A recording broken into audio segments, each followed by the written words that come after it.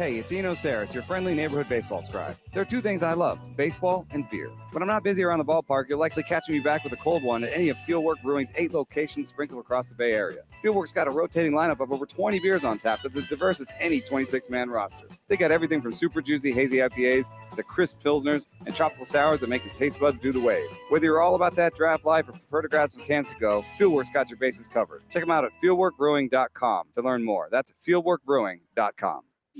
If you're looking for a new mattress, he's a big Nest bedding guy. Remember, after you've been drinking, you need a mattress. Right there. So you go to Fieldwork, but then you're going to need to crash. So you drink your beer, and then you go to Nest Bedding for your mattress, nestbedding.com. My kids are going to be 0% surprised at my first advertisement on the radio is for beer. Woo! You're airing live tonight on the radio broadcast. It's on A's Cast and terrestrial radio. Yeah, that's fun. Except my younger one calls me sandwich guy, so maybe he'll start calling me beer guy. Well, he's had a beer and a sandwich. Well, you've had multiple beers. Yeah. Named after you and a sandwich. Time for another sandwich. What was that sandwich again?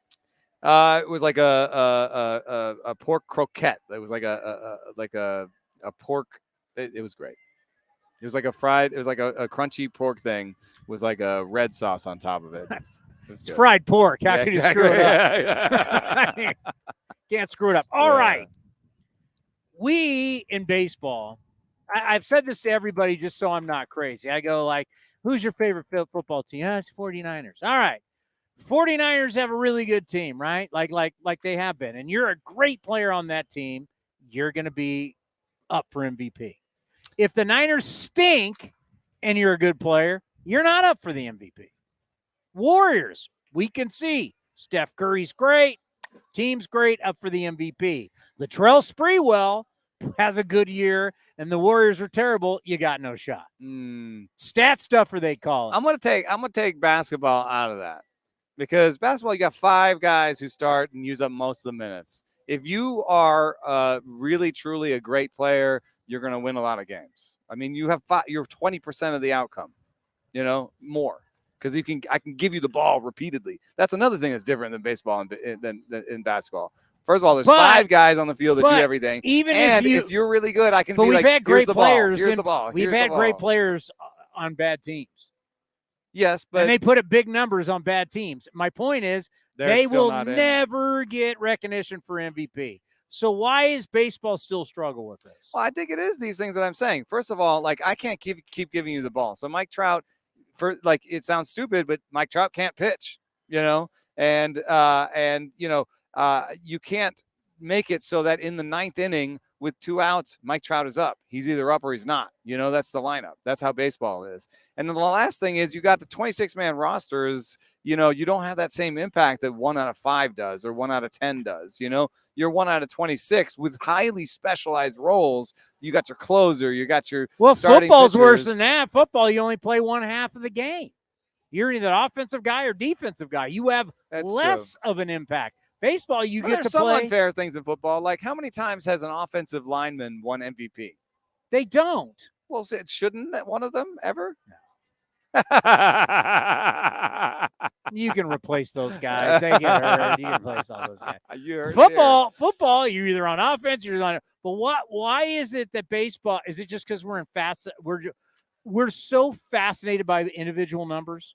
There is that, but I still think it has something to do with the size of the rosters. I guess the NFL has similar size rosters, but that's way bigger rosters. Yeah, but I guess it's a good comp, but I don't know. I mean, Ohtani, what's he what is Ohtani's? There's still the ball function. So let's see Ohtani's value.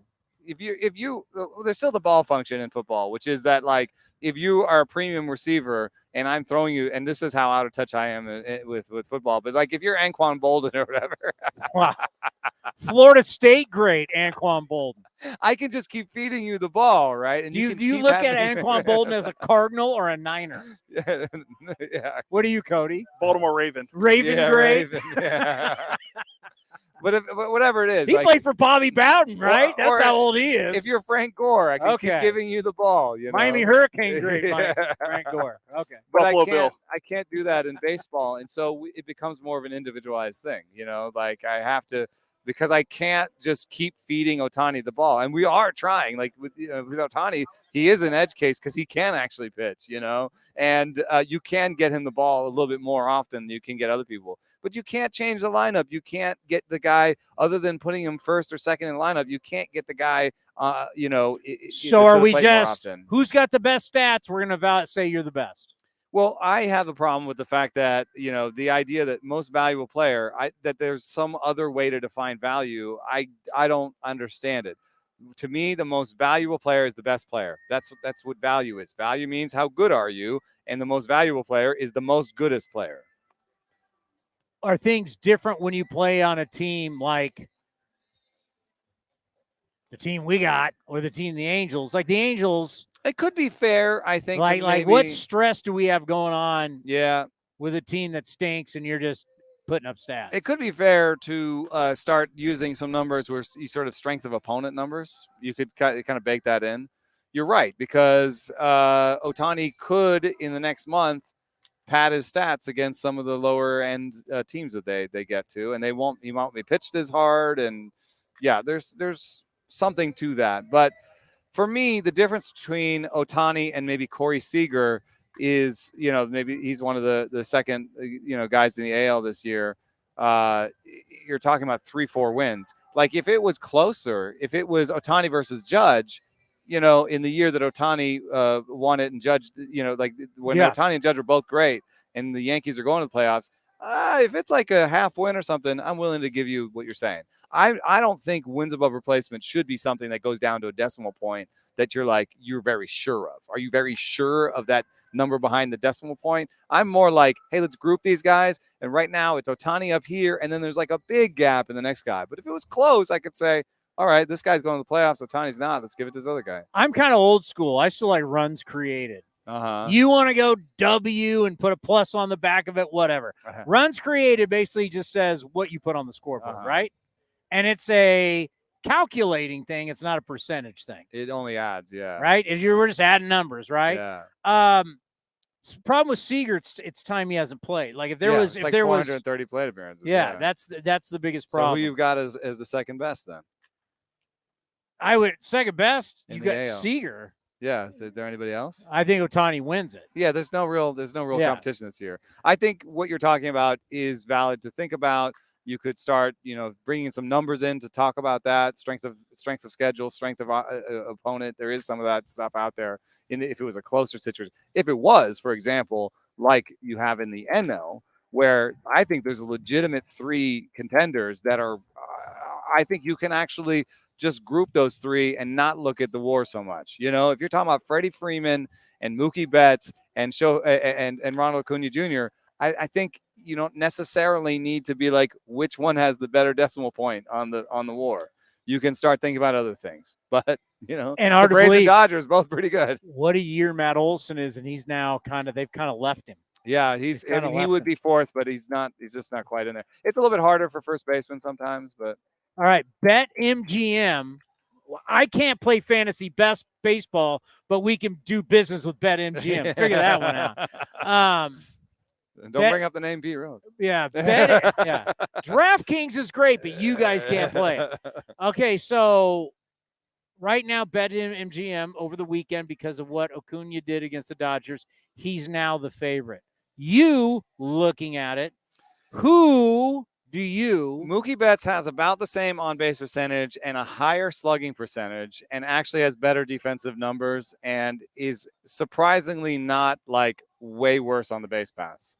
Because as much as Acuna does on the base pass, he also sometimes gives back on the base pass, gets picked off or, tries to stretch something and gets thrown off. So, I don't think that Acuna's base running is enough to overcome, like, for example, just in very basic numbers, Mookie Betts has 38 homers. He's like 6, 7, 8, like ahead of Acuna. So that's a lot of RBI. That's a lot of runs driven. That's in the bank, whereas, I think that, on base percentage, they're about the same. So I think it could be Mookie, man. I mean, it's kind of hard to say. And I would say in that I watched a lot of that series, they were definitely Mookie and Acuna were both trying to win it for their teams and were aware of the MVP race and were like they were going toe to toe. And Mookie did come up short. So I mean, now for that's value per, I think it's kind of weak that now people who are in the Mookie Betts corner are now trying to go the stolen base is overrated, and it's easier to steal. Easier to get stolen bases now. I think that's kind of weak. But when we talk about value, how much does it play that Mookie actually has gone in and helped the team out being an infielder this year? Yeah, I mean, he played short, played second. It's pretty awesome. Did Ohtani play short? Did he?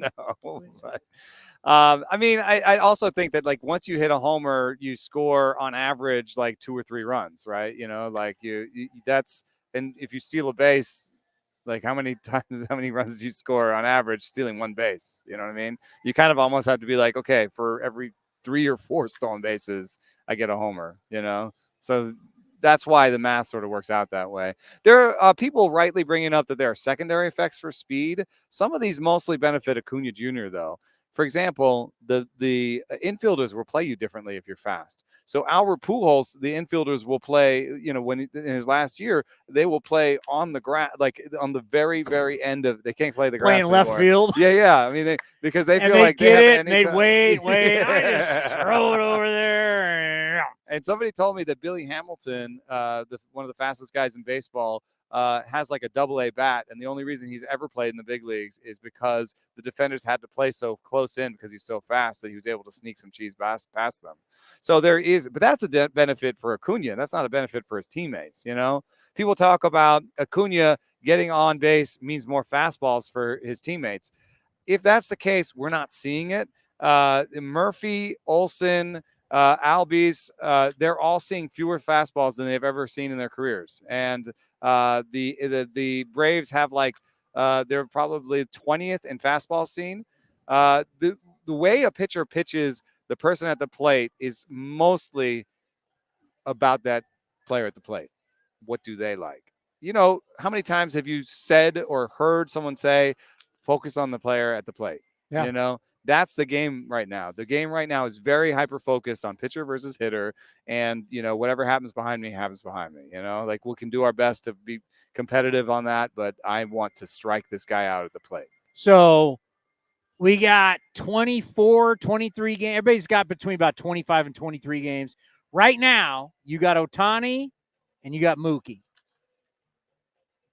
Yeah. Okay. And you got a vote, right? Not in those things. What do you have a vote in? I'm not allowed to talk about the ones I have a vote in.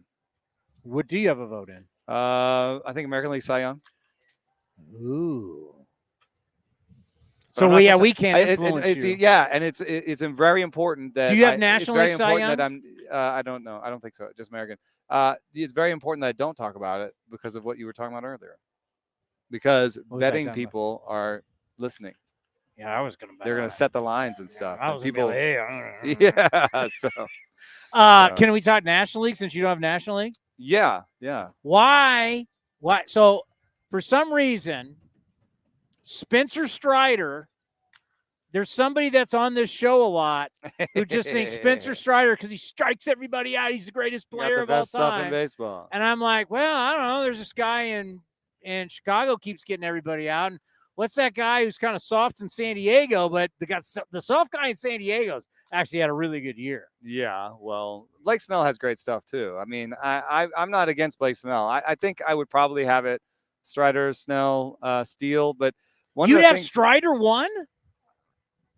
Dude has like maybe a 3.5 ERA. I think he has like 35 more strikeouts than who cares? Than Steele. Do you want to give up less runs or strike out more guys? You're talking about how good is this pitcher. On the strikeout, the pitcher is that good. On the ball in play, that was how much percent pitcher, how much percent third baseman, how much percent first baseman. So now Strider's defense sucks and they've won all these games? No, I'm just saying that once the ball is in play, you don't have as much control over it. Strikeouts are more important than how many runs you give up is what you're saying. Just say it. Just say it. You want to say it. If I am evaluating the pitcher. I want the truth. If I'm evaluating the pitcher, yes. If I'm evaluating the pitcher, yes. If I'm trying to win games, then no. I mean, the runs matter.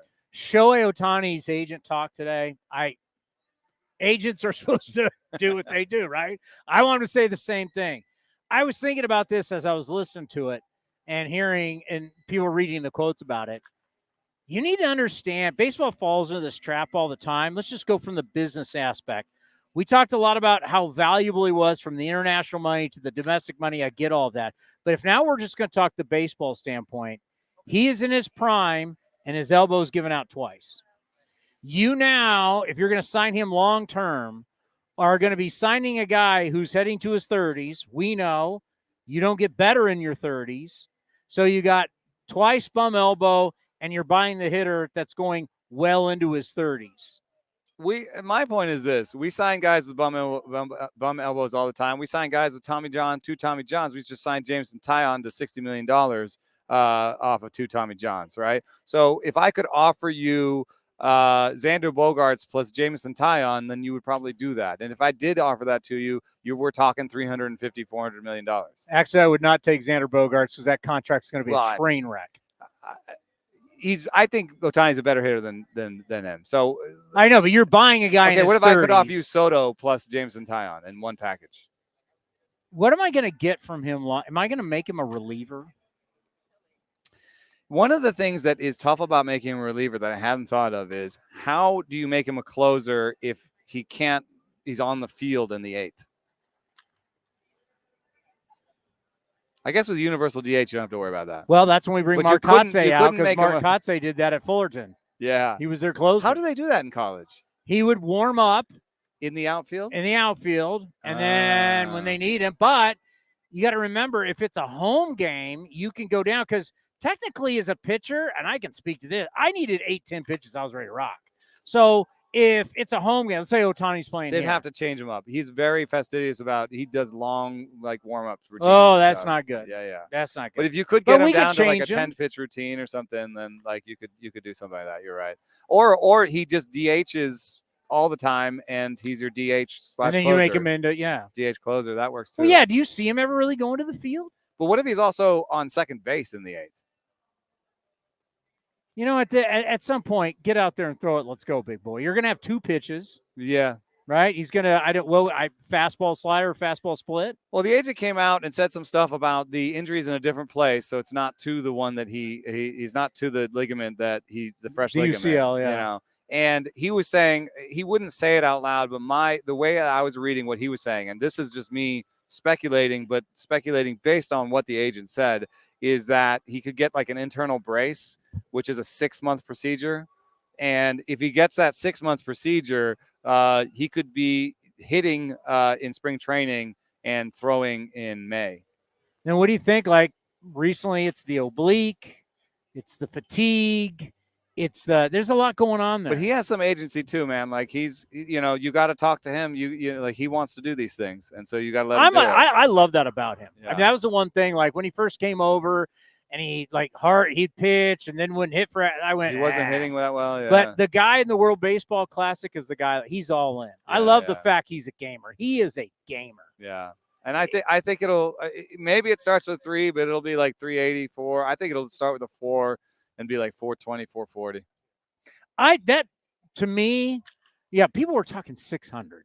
Yeah. I mean, think of where we were. That's where I get with, you're not buying prime years. You're gonna get like 2, 3. It's possible he does the pillow contract too. Where you got opt-outs. If everybody's nervous about the elbow, where he just does 1 year or something and he just comes back out. I could see he's already making so much money, and we don't even know what he makes. And money is not the number one thing for him. It's pretty obvious because he came over early and cost himself millions. Well, we don't know what he makes off the field. Yeah. Remember, Michael Jordan became a billionaire because of Nike and Gatorade, not because of the Chicago Bulls. I've seen some wild Yu Darvish commercials from Japan. They make a lot of money. It's like the soccer players. They make a lot of money away from the sport. Yeah, so I think the 1 year deal is possible, but if someone signs him to a 10-year deal, it's going to start with a 4.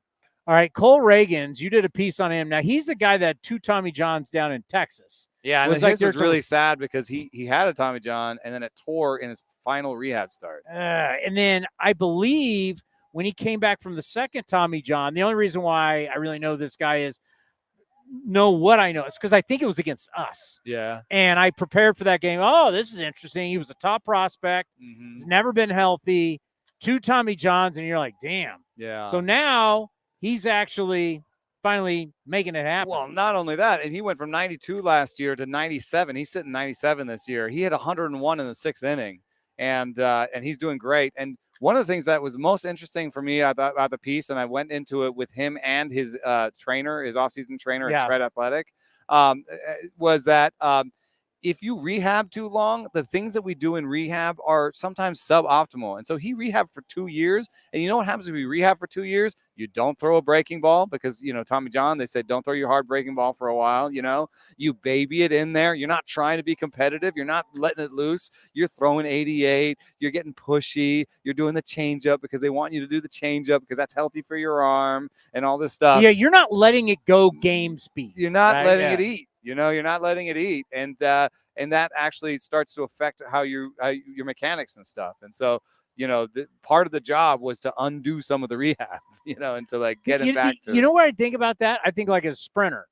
If you have been rehabbing and kind of protecting your hamstrings as a sprinter, and you've done it for so long that a minute you go out in an actual race, and you line up, and they go, kish, and you go, oh, then your hammy, right? I mean, you gotta let it go. Yeah, so that's a delicate, and that's why now you have rehab scientists on most teams where there's somebody that's, even a team that's dedicated just to rehab, and, they call them movement patterning. They talk about exactly what you're talking about is how do we rehab a person in the same movements that they make normally? I'm glad you bring it up, and I send Cody and I send each other stuff all night long, and I sent it. It was true. It's one of the Padres. Who is the Padre that they just realized he's had a problem with his vision because something with his brain?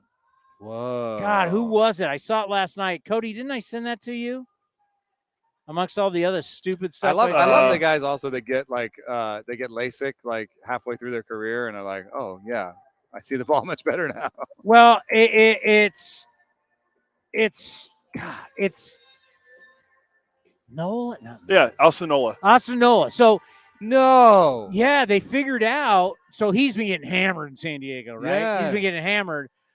And they figured out there's something with his eyesight. There's something going on that's messed with his eyesight. It's a medical condition. Wow. So there's so many times we're figuring out, why is this guy hitting? You got idiots who do post-game shows like me. 833-625-2278. Why is this guy hitting 220? He stinks. Get him out of here. And you don't realize it's actually a physical condition. Oh my gosh! I mean, so many times, and then the personal life can be weigh on somebody too. There's all sorts of different things that they're human beings. Yeah. Little things that they didn't think they had to tell anybody about. Little aches and pains. An argument at home. Anything can really lead to it. So I think we should all have compassion for anybody who's struggling in this game. I mean, it's really tough and. There's no doubt. Well, unless you host a post-game show. It's not how it works. Nobody has any compassion for you. There's zero. It's like when Marcus Simeon's dad used to call in. I'm like, please, just don't listen. He ended up becoming a fan of the show. Marcus Simeon's dad's great. Would you call if you said anything bad? He was mad. Well, because he was leading the league in errors. Oh, and you had to say that. He was the butcher of Oakland. I mean, it was like, I can't watch this anymore. He then researched me because his dad played at Cal, and we had some people that we know. So they realized I wasn't a bad guy, and I'm all in for our players, right? But you got to have some honesty. Yeah. And it being a call of the show, but I've always said Bob Guerin's wife used to listen to the show. I'm like, don't listen to this show. The post-game show is not meant for A's employees. It's not meant for A's family members. Well, if you're not honest at all, then there's, there's a fine line there. I mean, that's all I'm saying. It's like, there's a fine line. Yeah, fans are going to be fans. That's what post-game shows are for. Right. That's why personnel should not listen to those. There's plenty of other stations. You already and know podcasts how the game went. Yeah. You don't need to hear any more about it. You really need more? Yeah, right. You really need more? You really need to hear more about what happened? We got to go? We still got the Eric Martin's interview to play. That's right. I'm having a good time. Yeah. Well, this should be good. I'm going to be listening. Eric Martin's fascinating. Yeah. It's like a guy. I realized I was just looking like his age. I'm like, we played against each other in college. He went to Long Beach State. Nice. Yeah, we were there at the same time. I really we'll just end on this. We're starting to see how the coaching with some of these players is working in Oakland. And that means a lot to me because knowing how much they work, you got to see people, no matter what the record is, you got to see people get better. Yeah. Yeah, I'm really excited about Lawrence Butler because this was a guy that I thought was going to strike out 30% of the time. That's how he was doing in the early minors, and he's really cut that. And if he can really strike out 20% of the time, like he shows he can, like this is a guy who has all the tools, and I think can be a really exciting player. So you're starting to think about what that core is, and I think Noda's got that patience and power package. Geloff looks like a star, so you're starting to assemble a core. Can I give you some advice as a spokesman? Yeah. Okay. When you really want to make money, you got to do products that people are buying, like at grocery stores that moms buy, like diapers. There's certain Tide things. Pods. So the minute you start doing that that's when you've made it. That's when you've made it. That you're. Yeah, but now I have such a connection to my product. You're like Bob Uecker now. You're like doing beer commercials. I like this product because I know I like it because I just had one. Remember the old Miller Lite, less filling, tastes great. Yeah, you got Dick Butkus and those guys. Right. They love doing those commercials. All right, play the man's commercial. He's a spokesman now. Hey, it's Eno Sarris, your friendly neighborhood baseball scribe. There are two things I love, baseball and beer. When I'm not busy around the ballpark, you'll likely catch me back with a cold one at any of Fieldwork Brewing's 8 locations sprinkled across the Bay Area. Fieldwork's got a rotating lineup of over 20 beers on tap that's as diverse as any 26-man roster. They got everything from super juicy, hazy IPAs to crisp pilsners and tropical sours that make your taste buds do the wave. Whether you're all about that draft life or prefer to grab some cans to go, Fieldwork's got your bases covered. Check them out at fieldworkbrewing.com to learn more. That's fieldworkbrewing.com. They delivered to your house. By the way, just on your way out, for an entire career, is Nolan Ryan the greatest pitcher of all time? Yes. I mean, no one struck out more guys than that guy. And that guy, you realize that guy's elbow didn't give out till he was 46? That, they should take that UCL and they should take it out of his arm and study it.